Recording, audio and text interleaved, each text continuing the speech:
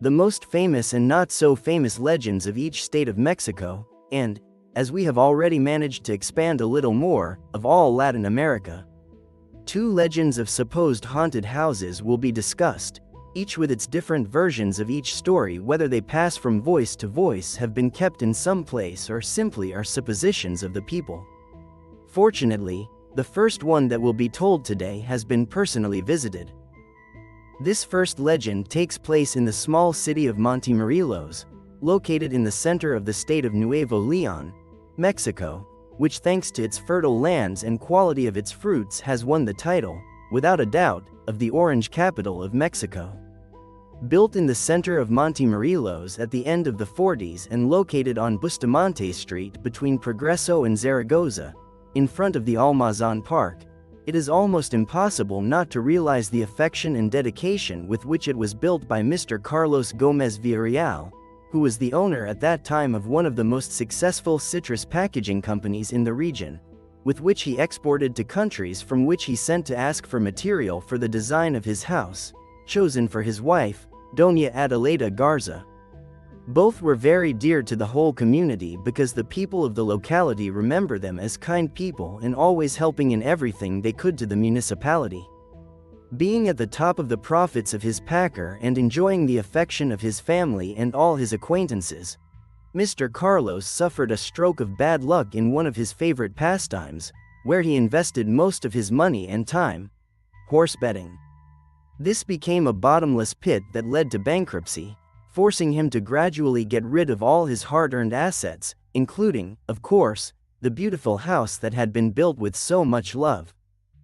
After being abandoned in the 80s, it became the property of the electricity company syndicate of this municipality, and during this time, different uses were given to it, such as offices for this company, and the most remembered use that was given to it, after the offices changed places, were social meetings, dances and events, in a building that undoubtedly lent itself to providing an excellent atmosphere and space, and which many people in the region remember having attended before it fell into its current state, as it became a victim of years of abandonment, vandalism, mistreatment, and, as was somewhat to be expected, a home for the homeless. Apart from the beauty of the place, its imposing presence, and neoclassical design, what is most talked about regarding this house is a legend that circulates among the locals. They say that at night it is possible to hear the notes of a piano, which, like the house, was abandoned here by the family. They claim they never see anyone producing those melodies. There exist different versions in regard to the property of the famous enchanted piano, which leads us not only to a mystery or a paranormal fact but to an intrigue by the state in which that piano is found. It is impossible to evoke any note in that instrument. It is said, although it is denied by the inhabitants close to the place, that the piano belonged to the famous actress Cathy Jurado, since she visited the municipality as she was originally from Montemorelos, and from time to time visited her relatives who still lived here, so this gave rise to people starting to rumor that the recognized actress of those years was the tenant of this house. The story was never confirmed, it always remained a rumor, but neighbors have always maintained that at least that is not the origin of the piano, but this is one of the things that are told. The best-known version is in which they assure that the melodies evoked by the instrument are caused by the spirit of its former owner, who was a virtuoso for music and precisely for this instrument, so loved in life by him, and that when he died, his instrument, which remained in place, apparently was not the only one who had refused to leave this house. Another version of this story is in which it is told that the Gomez family had a nanny who lived with them, who from a time living in the place reported to the family that she heard at dawn piano notes running down each corridor of the house. When the family heard this, they told her that indeed, during the nights, the ghost of a child of unknown origin was the one who delighted or frightened the family with those sad melodies that from one moment to another faded along with his image, and that thanks to this, she was advised not to go out at dawn from her room, as they preferred to do.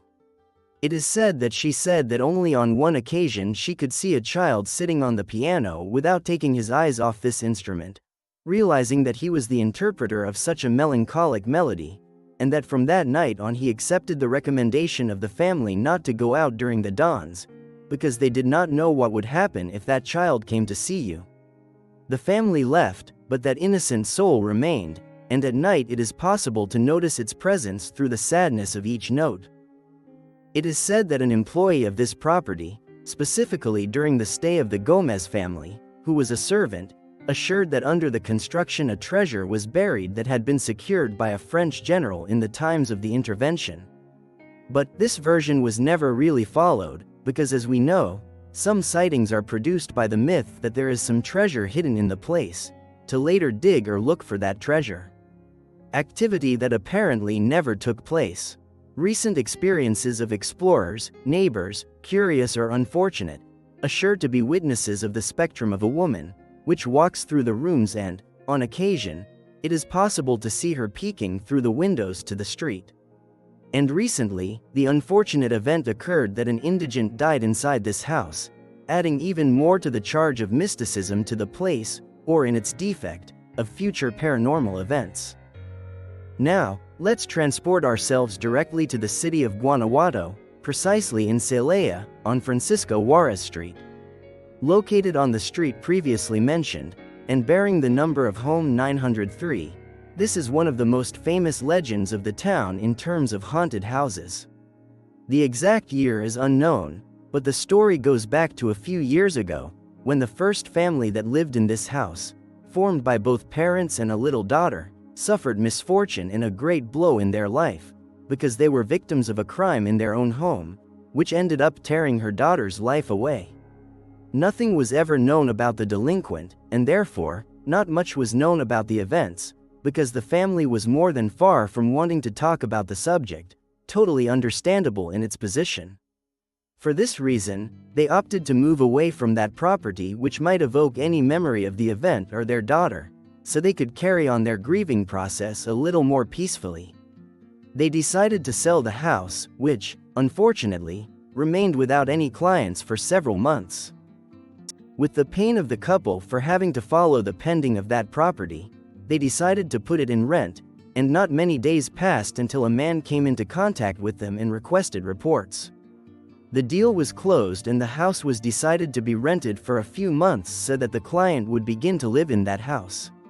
Not a month passed when the same client called the couple who owned the house. Without further ado or explanations, he only asked them where he could see them, that he wanted to give them the keys. The owner, a little worried and confused, went straight to the house, and when he arrived, he saw the tenant outside the door already with his belongings in hand. When he arrived and spoke with him, the tenant told him that from the first night things felt a little strange, and that he only attributed it to the process of getting used to a new place to live, but that for a moment during the night he heard the voice of a girl in one of the rooms as she crossed the hallways. But as the days progressed, these manifestations were on an ascending scale, as it was already possible to see her peeking through the doors, crossing from one room to another. She kept talking, and began to knock on the windows, doors and drawers, and finally, he says he remembers that that girl was screaming for her to leave. Even one person says that an uncle lived next to that house and that, if he could hear how that neighbor shouted at that girl to leave him alone. This is said to have happened with every tenant or business. For some time after this, various shops, internet cafes, stationery stores, everything was attempted to be established in the place, but they ended up abandoning the house sooner or later. Neither the curiosity nor the morbid interest of the locality served as publicity for any business that tried to establish itself there, nor did it help to rely on the saying that there is no such thing as bad publicity. Sometime later, the house was blessed, and after that, it was occupied by the Labor Party for its municipal committee, and as expected, the experiences of the workers of the place, of which they reported, were that they moved them, hid or threw things from the office. All this was a trigger to end up leaving the place. Once again, this legend is said to be a rare case of someone who lives in Celaya and has not heard about this story.